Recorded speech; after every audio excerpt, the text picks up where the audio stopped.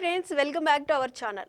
ధరల పెరుగుదల రవాణా లాజిస్టిక్స్ రంగంపై ప్రత్యక్ష ప్రభావాన్ని చూపుతుంది. ఎందుకంటే వాణిజ్య వాహనాలు ఖరీదైనవిగా మారడంతో రవాణా ఖర్చు కూడా పెరగొచ్చు.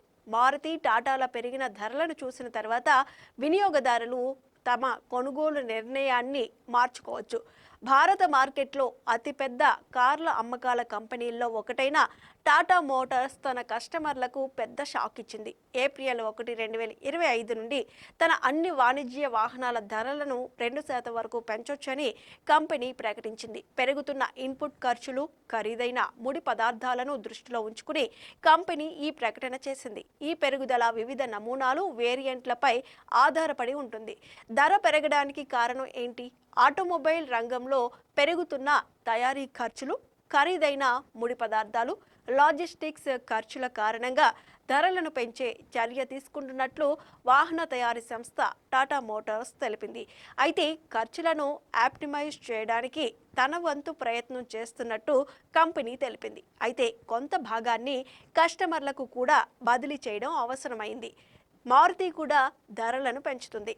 టాటా మోటార్స్ కంటే ముందే మారుతి సుజుకి కూడా వాహనాల ధరల పెంపును ప్రకటించింది. కంపెనీ తన వాహనాల ధరలను 4% వరకు పెంచుతుంది. పెరుగుతున్న ఇన్పుట్ ఖర్చులు, నిర్వహణ ఖర్చులు దీనికి కారణమని కంపెనీ పేర్కొంది.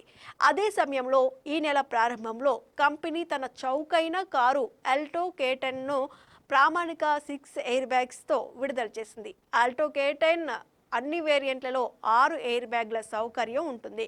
ఆటో రంగంపై ఎలాంటి ప్రభావం ఉండదు. ధరల పెరుగుదల రవాణా లాజిస్టిక్స్ రంగంపై ప్రత్యక్ష ప్రభావాన్ని చూపుతుంది. ఎందుకంటే వాణిజ్య వాహనాలు ఖరీదైనవిగా మారడంతో రవాణా ఖర్చు కూడా పెరగొచ్చు. మారుతి టాటాల పెరిగిన ధరలను చూసిన తర్వాత వినియోగదారులు కూడా తమ కొనుగోలు నిర్ణయాన్ని మార్చుకోవచ్చు. ఇది ఇతర ఉత్పత్తుల ధరలను కూడా ప్రభావితం చేయొచ్చు.